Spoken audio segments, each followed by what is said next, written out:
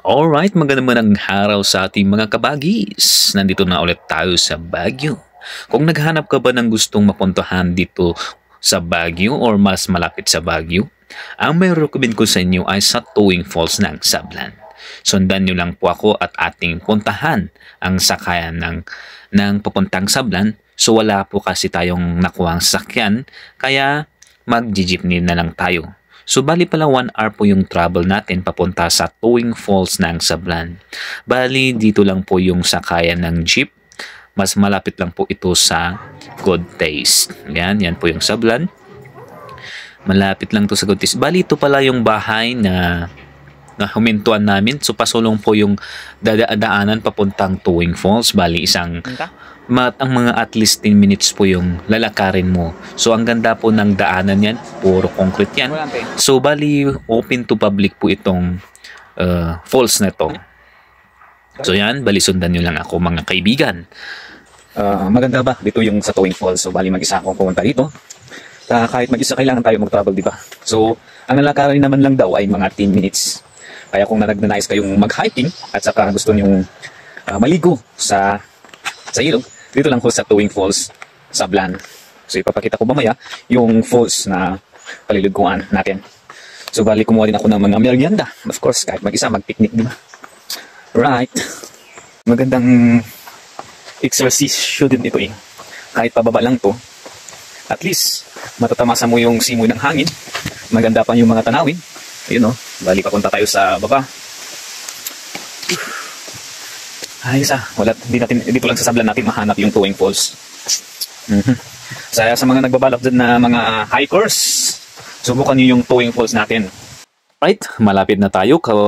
Dinig naman ho yung mga pagaspas ng ating ilog. So yan, may talagang konkreto. Tapos mayroon pang mga railings dito sa daanan para hindi tayo ma-aksidente kung sakaling tayo naglalakad.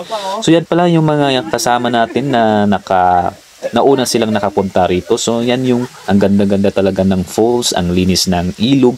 Tapos yan yung mga kasama din natin. O yan, natumuha na si ate, natawa na lang siya. So yan, bali pala ito yung isang falls, tapos yung baba may isa pang falls, at sa taas may isa pang falls. So nagpa-picture muna ako, kuha muna ako ng picture. Yan, at saka try nga natin. Ang saya-saya, ang linis pa ng tubig dito. Wow. So, yan. Ang ganda ng experience dito. Kung nagbabala ka, punta kayo lang dito. 1 oras naman lang yung bahahe. So, ito yung sinasabi ko kanina na isang falls na medyo malalim kaso naisara ito kasi may naluno daw dito eh. So, yan. Pupunta kami sa taas sa isa pang falls kasi mas malinis doon at saka ano yung privacy, di ba? Kung baga. So bali ang ganda ng falls na ito. Mas malinis at saka bali dalawa lang, isa lang yung kasama ko pala dito. So maganda, ang gandang mag-picnic. Kahit walang tour guide dito basta maging maingat ka lang. Halilang po kayo dito sa Towing Sablan. O yan, nagpahinga muna kami ng konti. Ang ganda, ang suting ng ingay ng alon. So yan, yan, nagpahinga muna kami dito. At saka tamasahin na. Umay kayo lang dito, Towing Falls Sablan. Umayag na paglango yan. Ang ganda, ang saya na mapag-isa. Saya na mapag-isa. Diba? Saya na mapag-isa sa buhay. Malayo sa mga kabuluhan.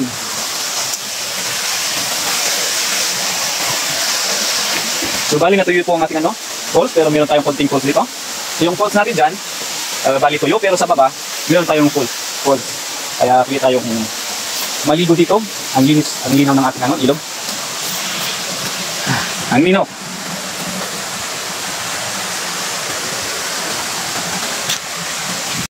So yan, panoorin nyo lang kami habang kumakain. So ayan yung baon na lang namin. So yung cake na kanina, tapos umorder kami ng pagkain namin dito sa Good Taste. So nagpicnic lang naman dito, tapos saya-saya talaga na mapag-isa at saka lumayo sa sa city. So yan, kain-kain lang na kami dito at saka manood na lang muna kayo. So kung nagbabala kayong pumunta dito, wala naman siyang entrance fee at saka open naman dito sa mga public. Ang kailangan lang naman dito ay huwag tayong magkalat. Pagkatapos tayong nagpiknik dito ay linisin natin at saka kasi ibabawal nila kung sakaling hindi tayo maglilinis. So yan. So ang ganda-ganda kung nagbabala ka na pumunta, halika kayo lang naman dito. Okay. After namin kumain, lumangoy na kami, nagtry ako ng mag-back slip na langoy. Ano ba yun? Paano lumangoy? So back slip. Yan. So kahit mag-isa ako, nag-enjoy naman ako, di ba? Yan. Tapos, tinry ko din naman na kung paano yung langoy ng aso. O yan. Tapos, Serena. Try natin to. O, see? Tapos pala, ang saya-saya dito, di ba? Saya-saya. Kaya kung nagbabala kayo, punta kayo lang dito. Dito sa Towing Falls.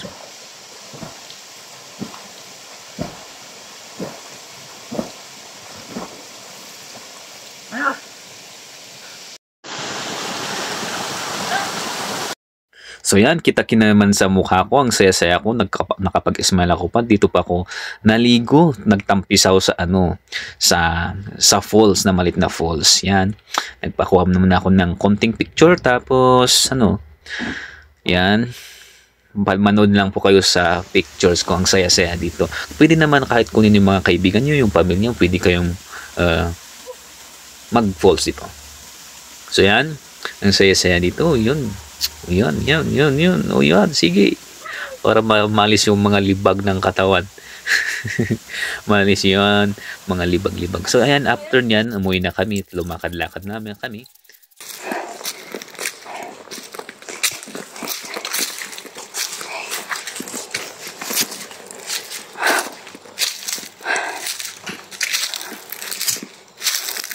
Right.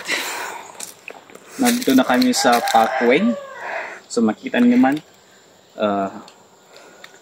pasulong yung aming dinaanan. Tapos iba yung aming dinaanan. So packet naman kami sa main highway. So sa mga nagbabalak dyan na gustong mag-hiking dito sa Sablan, sa Towing, at gusto nyo ma-experience yung freshness ng ating hangin at saka yung malinis na tubig, hali lang kayo dito sa Sablan. 1 hour lang naman po yung biyahe natin. Maganda yung momentum, lalo kapag kasama mo yung nagkakamera. Ang pangalan niya pala ay